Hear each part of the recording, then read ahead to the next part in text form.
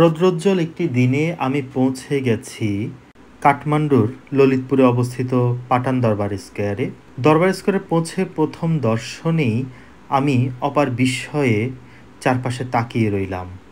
যেদিকেই দেখছি প্রায় 2000 কিংবা তারও বেশি পুরাতন স্থাপত্য, যা অসাধারণ কারুকার্য ও স্থাপত্যের এক অনন্য নিদর্শন।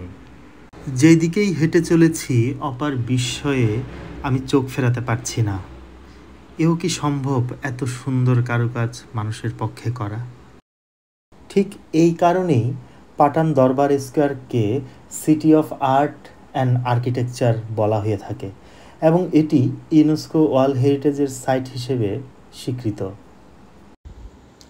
এত সুন্দর স্থাপত্য দেখে কয়েকটি স্পটে বসে টুকিটাকি ছবি আঁকার লোভ সামলাতে পারলাম না।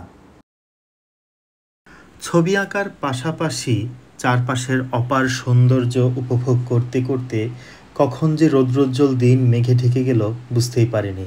অবশেষে নেমে এলো বৃষ্টি। বৃষ্টি শেষে চারপাশ যখন আবার স্নিগ্ধ হয়ে উঠল, আমি ফিরে গেলাম আমার চিরচেনা গন্তব্যে।